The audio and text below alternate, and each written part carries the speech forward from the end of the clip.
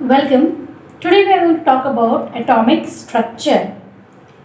Atomic structure, old theories जो थी, Dalton's atomic theory is the one of the oldest theory about the atomic structure. If you know well, Indian theories अगर हम बात करें तो Dalton theory से भी old one जो है that is the given by Kanad. Maharshi Kanad gave the idea about the particles which are very small, है ना, अणु एंड परमाणु, ऐसे उनके नाम दिए थे, है ना, अणु एंड परमाणु।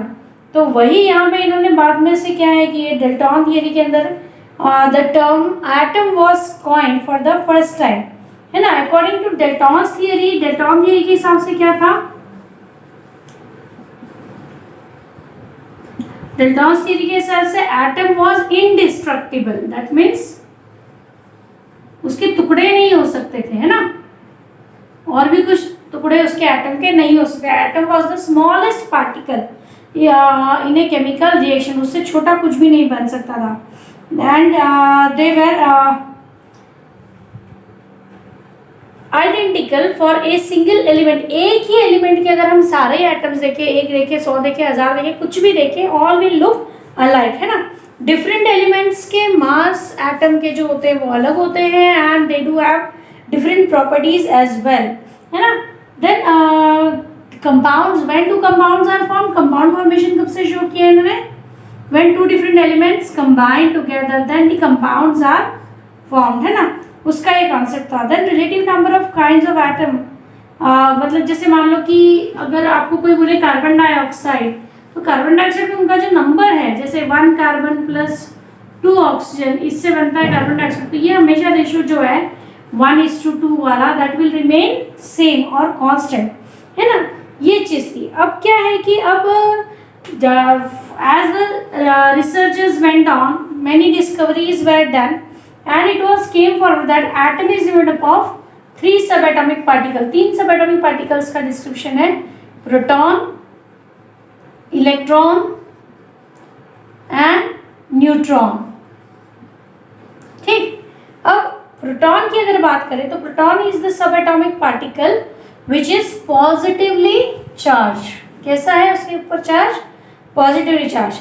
It was discovered by William Crook, है ना, किसने डिस्कवर किया, William Crook, in a cathode ray tube, cathode ray की डिस्कवरी हुई है, उसके अंदर उन्होंने ये डिस्कवर की। Will see it in a higher class about the detail, है ना।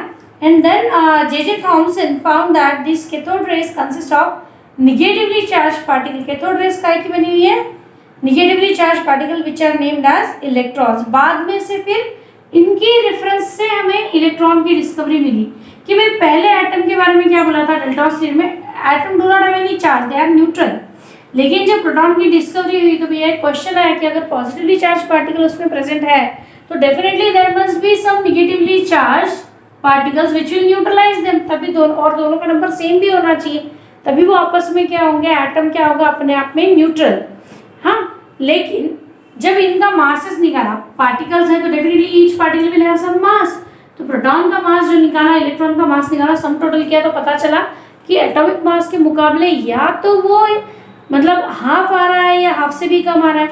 तो फिर मेरा क्वेश्चन ये आया कि अगर ऐसा है तो इसका मतलब ये हुआ कि अभी और कुछ भी प्रेजेंट है, केवल प्रोटॉन और इलेक्ट्रॉन जो है they are not the constituent particles of an atom, instead of that there must be something else. उसके बाद में एक न्यूक्लियर रिएक्शन करके एक नए कंपाउंड की सब एटॉमिक पार्टिकल की discovery which was called as neutron. It has no charge, it has no charge on it, but it has mass equal to proton, proton के इक्विवेलेंट मास है ना। उसकी जो डिस्कवरीज की detail है that will study later in higher class.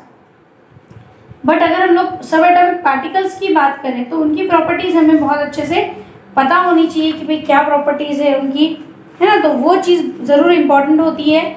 तो हम लोग अगर प्रोटॉन्स की प्रॉपर्टी देखें तो प्रोटॉन का जो मास होता है, proton has mass equals to 1.6 into 10 to the power, इसका अगर मास हम देखें तो 1.6 अप्रोक्सीमेटली है, 1.673 इंटू 10 टू द पावर -24 ग्राम, है ना, this is the mass of proton. अगर हम इलेक्ट्रॉन की बात करें यहाँ पे तो इलेक्ट्रॉन का मास आ जाएगा 9.1, है ना, 9.109 इंटू 10⁻⁻28 ग्राम, ये इलेक्ट्रॉन का मास है। और अगर हम न्यूट्रॉन का निकालें तो 1.676 इंटू 10⁻⁻24 ग्राम। अब इस मास को इसको कंपेयर करना, देखो 1.673 1.676 मतलब 0.003 का डिफरेंस है, और पावर्स भी उनके सेम ही है, मतलब मास में बहुत ज़्यादा डिफरेंस नहीं है। अब अगर मान लो हम ये प्रोटॉन और इलेक्ट्रॉन का मास इक्वलाइज कर प्लस कर दे तो that would be equals to neutron.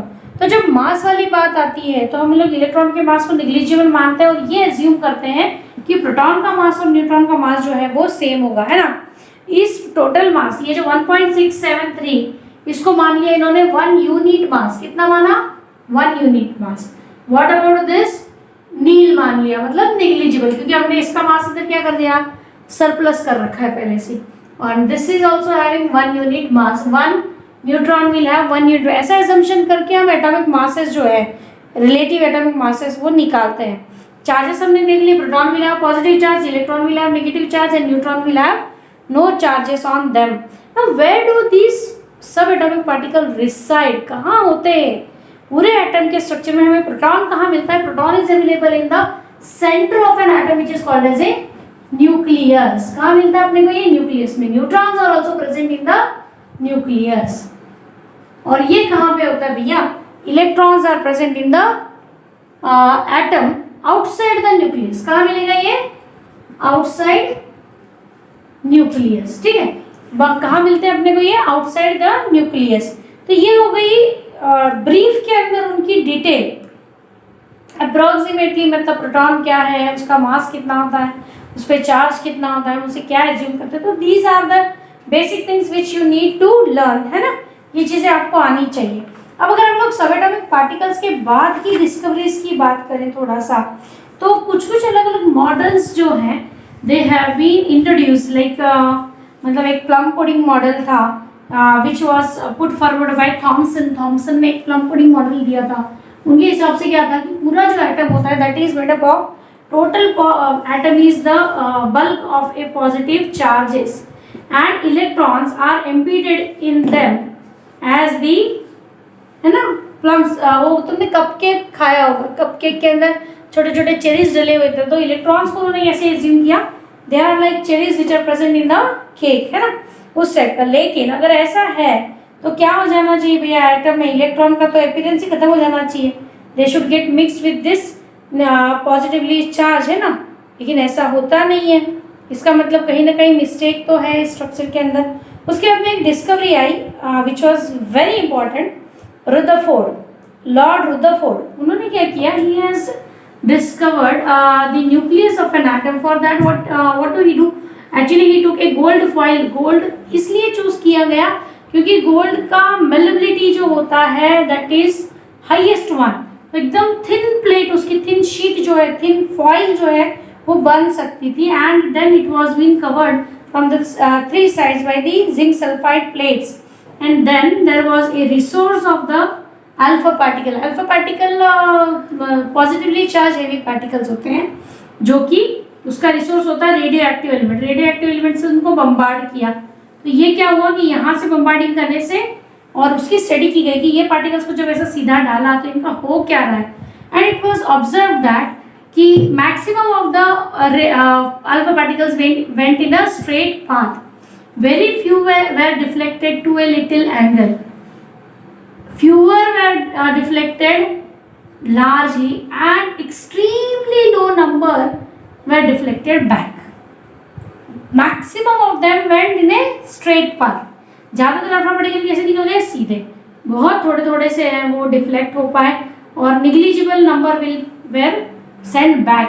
अब इसका कंक्लूजन उन्होंने क्या निकाला कि एटम में जो इतने सारे सब एटॉमिक पार्टिकल्स हैं उसमें से जो सारा मास है, mass of an atom and its whole positive charge is present at the centre of the atom which is very small as compare to the total size of the atom. पूरे size के मुकाबले तो उनका size बहुत छोटा सा एक centre होता है जिसमें पूरा positive charge which is made up of proton and total mass which is made up of proton and neutron that is situated at the centre which is called as a nucleus. तो ऐसा होने की वजह से क्या benefit मिला कि जो अल्फा पार्टिकल्स हैं वो most of the alpha particles went in a straight path, उन्हें बिना डिफ्लेक्शन के, कोई ऑब्स्टेकल ही नहीं है, क्योंकि ये जगह में क्या है, electrons are there but they are not stable, they are continuously revolving, वो तो घूम रहे हैं, तो वो वैसे भी उनका मास निग्लिजिबल है, तो वो तो ऑब्स्टेकल क्रिएट नहीं कर रहे हैं। अब जो अल्फा पार्टिकल बहुत क्लोज आ गया वो डिफ्लेक्ट हो गया, जो कुछ ज्यादा ही क्लोज आ गया तो और डिफ्लेक्ट हो गया, और अगर जाके एकदम सेंटर पे स्ट्राइक मार गया तो इट विल गो बैक। तो इससे इन्होंने कंक्लूजन निकाला कि पूरा मास नहीं फैला हुआ पूरे एटम में, पूरा मास कहाँ है, concentrated eight the centre. So Rutherford experiment give us the information about the nucleus of an atom which is very small, 1000 part of the atom, बहुत छोटा होता है ना, बहुत ही छोटा छोटा सा पार्ट है ना, जो कि सेंटर में प्रेजेंट है, और बाकी सारा हिस्सा क्या एम्प्टी है ना, बहुत ही छोटा होता है।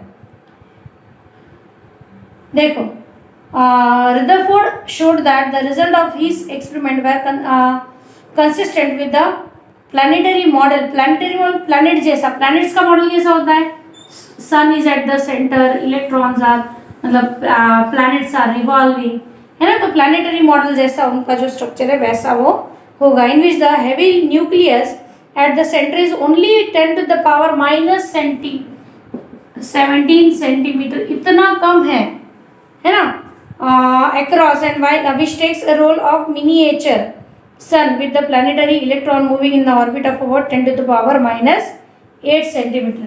और ये जो इलेक्ट्रॉन जो रिवॉल्व कर रहे हैं वो किस लेंथ में कर रहे हैं, 10 to the power minus 8 centimetre की रेडियस में वो रिवॉल्व करते हैं, है ना। मतलब ये साइज कितना हो गया, बहुत बहुत बहुत छोटा हो गया as compare to this, 10 times lesser than this, है ना। 10 का पावर, ये 17 में से कितना, 10 का power 9 times lesser then that of the structure of atom, है ना। लेकिन इस मॉडल का एक ड्रॉबैक रहा कि ये जो इलेक्ट्रॉन्स का जो रिवॉल्यूशन है उसको एक्सप्लेन नहीं कर पाए कि वो किस तरीके से रिवॉल्व करते हैं एंड दे रिमेन स्टेबल। अगर वो उन्होंने जो बोला कि इलेक्ट्रॉन्स आर रिवॉल्विंग, तो अगर रिवॉल्व हो और पूरा पॉजिटिव चार्ज अगर सेंटर में प्रेजेंट है, slowly what should happen, electron should revolve and revolve and revolve and finally jump into the nucleus. ये होना चाहिए लेकिन होता तो नहीं है। Electrons never jump in the nucleus. अगर वो ऐसा हो गया और अंदर खत्म हो गए तो एटम ही खत्म हो जाएगा, तो ऐसा तो नहीं हो रहा है। दैट मीन्स कि ये एजम्पशन तो क्या है, गलत है। तो फिर अब क्या है कि नया मॉडल है, तो फिर बोहर्स मॉडल आया। बोहर मॉडल ने इस ड्रॉबैक को खत्म किया। What it explain, the nucleus was same with number of protons and neutrons and electrons were revolving in a particular orbit.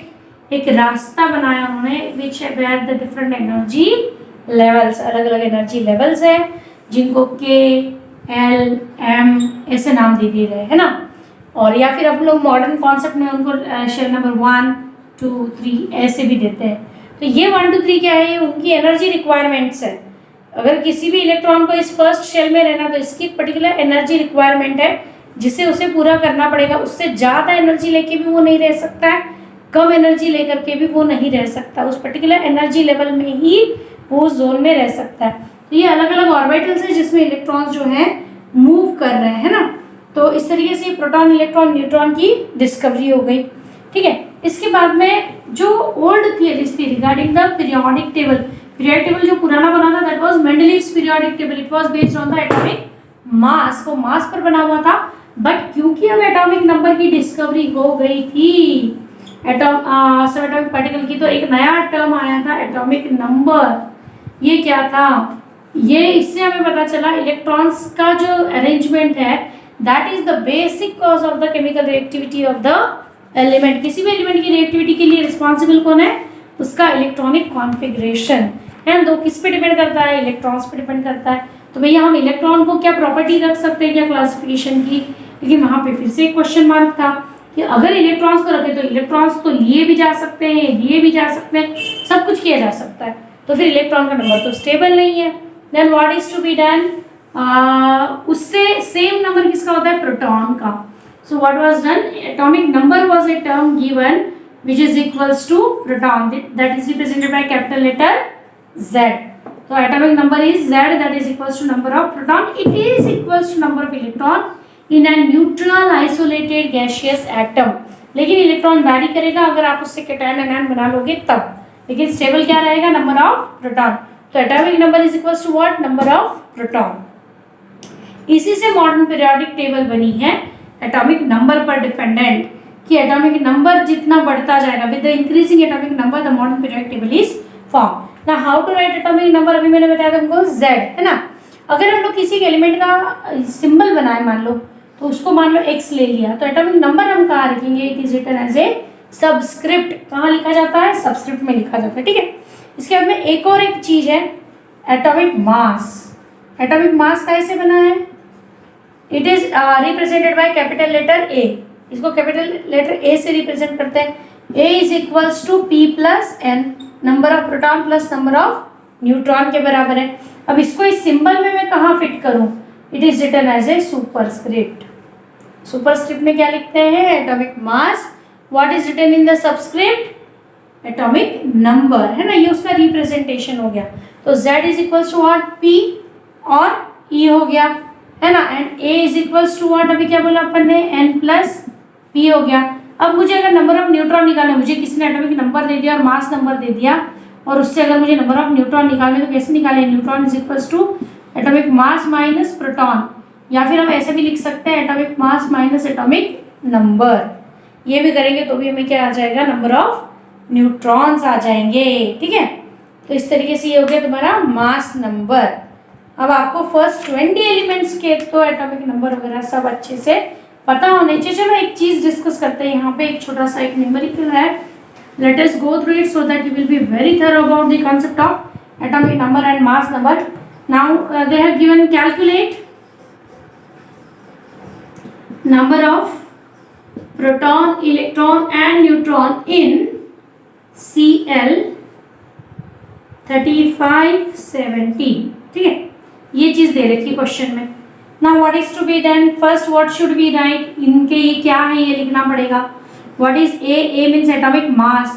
Where is it written? It is written as a superscript. ऊपर लिखा जाता है, तो ऊपर वाली चीज अपन यहाँ लिखेंगे भैया. 35 हो गया. Mass number atomic number Z, it is 17. अब number of proton P is equals to what?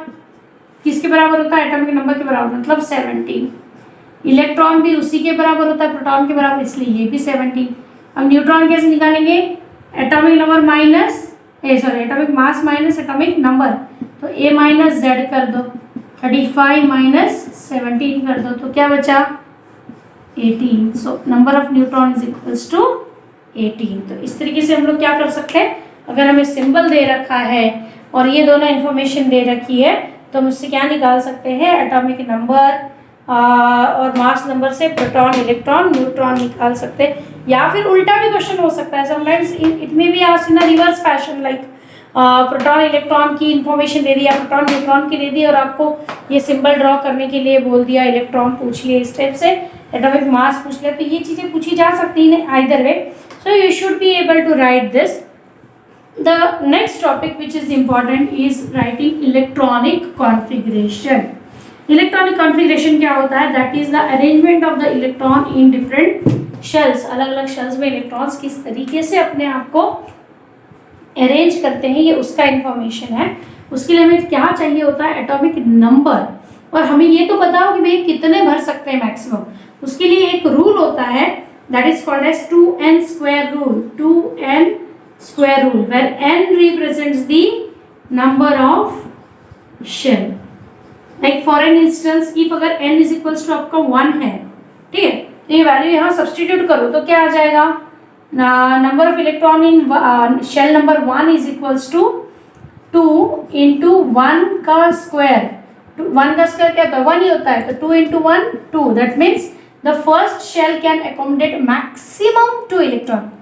1 भी हो सकता है, कम हो सकते हैं, लेकिन 2 से ज़्यादा नहीं हो सकते, मैक्सिमम 2. अब अगर मान लो आपका सेकेंड शेल है n इज इक्वल्स टू 2 है, तो फिर क्या आ जाएगा? 2 इंटू 2 का स्क्वायर. 2 का स्क्वायर कितना होता है? 4. तो 4 × 2 8, मतलब सेकेंड शेल में मैक्सिमम कितने इलेक्ट्रॉन आ सकते हैं? 8 आ सकते हैं। अब अगर n = 3 है आपका, करो तो जरा आप लोग ट्राई करो, वीडियो पॉज करके देखना इसको। 2 × 3 का स्क्वायर = व्हाट? क्या आएगा भैया? n = 4 भी ट्राई कर लीजिए फटाफट। 2 × 4 का स्क्वायर = व्हाट?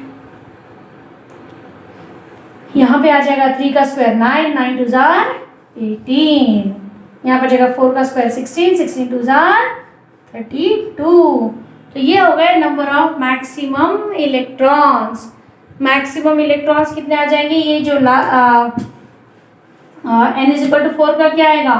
n = 4, तो 2 × 4 का स्क्वायर, मतलब ये 4 का स्क्वायर 16 × 2 32 हो गए। तो ये फर्स्ट शेल में मैक्सिमम 2, सेकेंड में 8, देन 18, देन 32 ऐसे number of electrons that can be accommodated. इसकी मदद से हम क्या करेंगे? किसी भी पर्टिकुलर एलिमेंट में जितने इलेक्ट्रॉन दिए हैं उनको अरेंज करना सीखेंगे।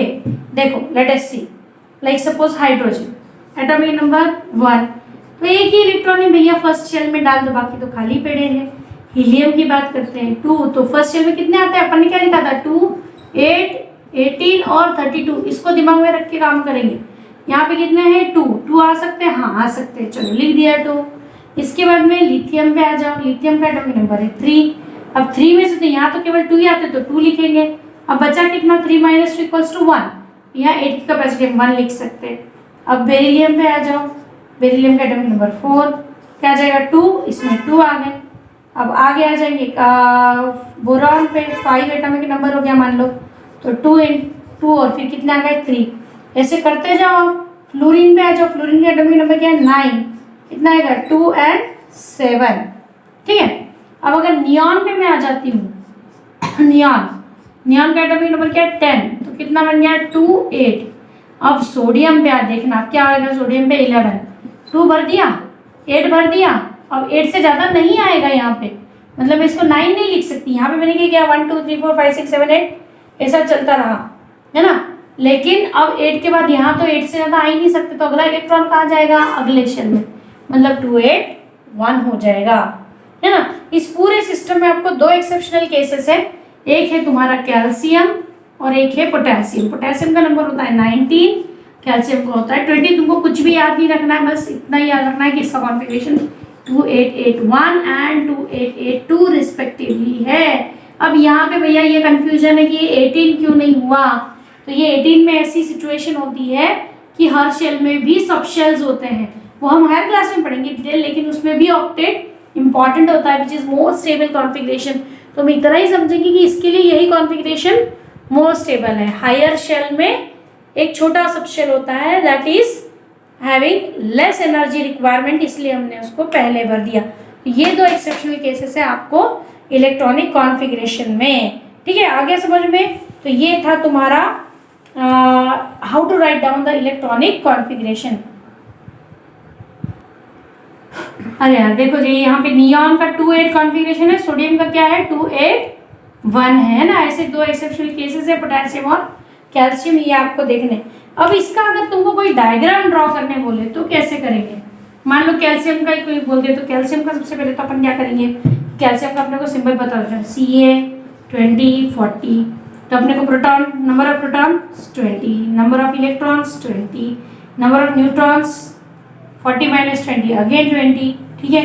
अब इलेक्ट्रॉनिक कॉन्फ़िगरेशन लिखो भैया 20 का 2 8 8 2 लिख दिया। अब इसको कैसे लिखेंगे, इसका सिंबल कैसे बनाएंगे ये देखना। सबसे पहले बनाए न्यूक्लियस, न्यूक्लियस में लिखे प्रोटॉन और न्यूट्रॉन। कितने प्रोटॉन है? 20 प्रोटॉन लिख दो, 20 प्रोटॉन। न्यूट्रॉन्स कितने हैं? 20 न्यूट्रॉन, ये लिख दिए। अब इस कॉन्फ़िगरेशन के हिसाब से फर्स्ट शेल बनाया, 2 इलेक्ट्रॉन बना दिए। सेकेंड शेल बनाया, कितने इलेक्ट्रॉन आ सकते हैं? 8, 1 2 3 4 5 6 7 8। थर्ड शेल फिर वही 8, 1 2 3 4 5 6 7 8 and the last shell will contain 1 and 2 electrons। तो ये हो गया उसका स्ट्रक्चर। तो ऐसे स्ट्रक्चर्स ड्रॉ करने की आपको प्रैक्टिस करनी पड़ेगी, तब जाके आपको स्ट्रक्चर्स अच्छे से ड्रॉ करने आएंगे। अब इसमें एक चीज़ है कि inertness of noble gases, noble gases जिनको हमने बोला है, जिनका ऑक्टेट कंप्लीटेड है, हीलियम इकलौता है जो ड्यूप्लेट कंप्लीट करता है ना, क्योंकि उसके पास तो भैया शेल ही एक है हीलियम के पास है और उसकी कैपेसिटी भी 2 ही है। ऑक्टेट कहाँ से कंप्लीट करेगा, 8 कहाँ से इलेक्ट्रॉन रखेगा, उसके बेंच पे ही 2 बच्चे बैठ सकते हैं, तो 8 बच्चे किधर से बिठा देगा, वो बिठा नहीं सकता है, तो बेचारा 2 में ही एडजस्ट कर लेगा, इसलिए उसका ड्यूप्लेट कंप्लीट होता है। बाकी सब जो है नियॉन है ना, 10 एटॉमिक नंबर है तो 2 8 है, अर्गन है 18 तो 2 8 कॉन्फ़िगरेशन, मतलब क्या दिखाई दे रहा है अपने को, ऑक्टेट इज कंप्लीटेड। तो इस ऑक्टेट कंप्लीट होने की वजह से क्या होता है कि ये जो एटम्स होते हैं दे आर हाईली स्टेबल, बिल्कुल भी वो आसानी से रिएक्ट नहीं करते हैं। That is the reason why they are inert, है ना, मतलब नोबल कहा जाता है उन्हें। तो आउटरमोस्ट शेल जो होता है उसको क्या बोलते हैं अपन, वैलेंस शेल, और ये जो इलेक्ट्रॉन्स होते हैं उसमें they are called as valence electron. अब अगर मान लो कि इसके हर एक एलिमेंट जो होता है वो क्या इसके पीछे भाग रहा है, भाई लाइफ में हम क्या करना चाहते हैं, we want to get stable, है ना, स्टेबलाइज होना है, इनको भी स्टेबलाइज होना है।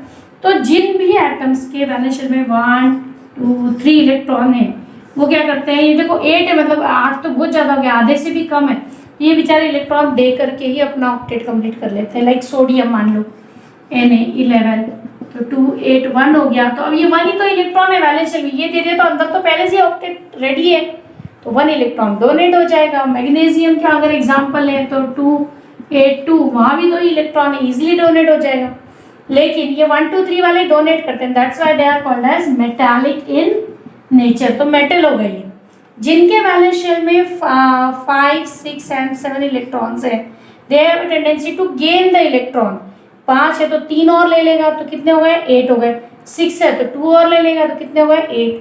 7 है तो 1 more electron will be taken up and complete the octet. So they have a tendency to gain the electron, that's why they are non-metals. क्या है वो, non-metallic in nature, है ना। ये चीज़ याद है, हम लोग बताना आना चाहिए कि कौन से मेटल है कौन से नॉन मेटल है, मतलब कॉन्फ़िगरेशन देख के भी अपने को बोलते आना चाहिए, है ना। तो ये चीज़ें यहाँ पे, तो उसी हिसाब से वो क्या करते हैं कि अपने अपने रिक्वायरमेंट के हिसाब से बॉन्ड्स भी बनाते हैं, डिफरेंट टाइप्स ऑफ बॉन्ड्स आते हैं, that will study in the next video, है ना, अगली वीडियो में पढ़ेंगे। लेकिन इसमें तो मैं तुमको सिर्फ इतना ही बताई कि भैया हाँ, ये जो ऑक्टेट कंप्लीट नहीं है उसकी वजह से वो इलेक्ट्रॉन देते हैं, लेते हैं, शेयर करते हैं, कुछ भी करते हैं, लेकिन ऑक्टेट कंप्लीट करते हैं। That is the reason why the chemical bonds are formed, उसी की वजह से केमिकल बॉन्ड्स भी बनते हैं। Now there is one more concept called as isotopes, है ना। आइसोटोप क्या होता है ये देख लें हम लोग यहाँ पे। तो आइसोटोप्स में क्या होता है, isotopes are the atoms of the same element, same elements के 2 एटम्स हैं अलग अलग, जिनमें अभी डाल्टन एटॉमिक थ्योरी में क्या बोला था कि एटम्स आर अलाइक, एक ही एलिमेंट के एटम्स कैसे होते हैं, एक जैसे होते हैं, लेकिन एक्चुअल ऐसा नहीं होता है। अगर हम लोग हाइड्रोजन में एग्जाम्पल लेते तो हाइड्रोजन हमें तो यही पता है भाई, हाइड्रोजन का एटॉमिक नंबर भी 1 है, मास नंबर भी 1 है, लेकिन ऐसा नहीं होता है। हाइड्रोजन के 3 variety of hydrogen atoms are there, atomic number तो सेम ही रहेगा, तो number of proton and electron will always be same, mass number उसका बदलता है, 1 2 3 भी है, 3 अरे ये तो कभी सुना ही नहीं था, पर होता है, ठीक है। अब इसमें ये कैसे आ गया, तो इसमें प्रोटॉन का नंबर तो सेम है, देखना यहाँ पे नंबर ऑफ प्रोटॉन 1, इसका नंबर ऑफ प्रोटॉन 1, इसका number of proton 1, very good. उसके बाद में अगर इलेक्ट्रॉन की बात करते हैं वो भी सेम 1, इलेक्ट्रॉन यहाँ भी 1 है, इलेक्ट्रॉन यहाँ भी 1 है। व्हाट अबाउट न्यूट्रॉन, बताओ तो जरा फटाफट। 1 - 1 0, 2 - 1 1, 3 - 1 2, मतलब चेंज क्या हुआ, न्यूट्रॉन। वैसे अगर इन जनरल भाई इनका जो परसेंटेज है वो तो बहुत कम होता है, निग्लिजिबल अमाउंट होता है, नहीं के बराबर, है ना, लेकिन ये इसकी क्वांटिटी होती है मैक्सिमम। तो हम लोग कंसिडर करने में थियरी में तो यही पढ़ते हैं भैया कि हाइड्रोजन के एटॉमिक नंबर भी 1 है और मास नंबर, तो वो इकलौता ऐसा एलिमेंट है जिसके पास 0 न्यूट्रॉन भी हो सकते हैं। तो ये this is the only element which contain no electron in its nucleus.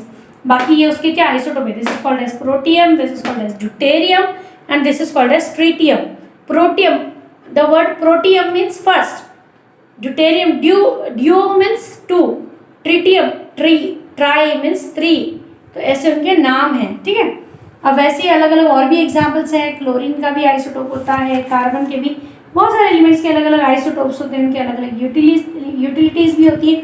इसी पर बेस्ड उनके कभी कभी क्या होते हैं, हमने आगे वाले लेसन के अंदर है ना कुछ पढ़ा था, फ्रैक्शनल एटॉमिक मासेस वाला कॉन्सेप्ट, तो वो जो है वो इसी वजह से आता है। जैसे कि फॉर एग्जाम्पल अपन मान लें कि क्लोरीन का जो है, क्लोरीन 35 है ना, और एक क्लोरीन होता है 37 है ना, ऐसे दो आइसोटोप्स होते हैं क्लोरीन के। ये लगभग अगर 100 मॉलिक्यूल कोई आपको सैंपल देता है तो 75 will be this and 25 will be this, यानी 3:1 रेशो में ये प्रेजेंट है किसी भी सैंपल के अंदर। तो अगर 3:1 रेशो में प्रेजेंट है तो इसका अपन एटॉमिक मास अगर निकालने जाए तो कैसे निकालेंगे? 3 multiplied by this 37, 3 multiplied by this 37 plus 1 multiplied by this 35 mistake, ये 35 एक आइसोटोप होता है, 37 होता है, तो ये 35 है यहाँ पे and this is 37 divided by total कितना है 3 + 1 4। इसका अगर हम कैलकुलेशन करेंगे तो आंसर आता है 35.45। तो इसको हम लोग अप्रोक्सीमेटली लिखते हैं 35.5। तो हम क्लोरीन का मास क्या कंसिडर करते हैं 35.5। इस तरीके से फ्रैक्शनल एटॉमिक मासेस आते हैं। वैसे आइसोबार जो होते हैं इसी टाइप के कॉन्सेप्ट है, लेकिन थोड़ा सा अलग है। इसमें क्या बोला अपन ने आइसोटोप्स में, isotopes have same atomic number but different mass number, उसमें उल्टा होता है। They have different atomic number but same mass number. जैसे कि एग्जांपल मान लो अर्गन है ना, अर्गन ले लिया और कैल्शियम ले लिया, तो अर्गन का मास होता है 40, एटॉमिक नंबर इज 18, इसका होता है 40, एटॉमिक नंबर इज 20। अब भैया ये तो नोबल एलिमेंट है, ये तो एक्टिव मेटल है, इनका वैसे रिश्तेदारी तो कुछ नहीं होती, they do not have any no chemical property similar, no physical property similar, कुछ भी लेना देना नहीं है। वो गलती से मिस्टेक हो गई, दोनों साइड जैसे मास हो गया उनका, बाकी कोई दिक्कत नहीं होती। They are called as isobars. वो क्यों हो गया? बिकॉज उनका P + N का जो रेशियो है वो सेम हो गया, इसकी वजह से वो उनका मास जो है वो सेम है। This is an example of isobar. बाकी जो केमिकल बॉन्डिंग है that will study in next video. Till then thank you, good bye.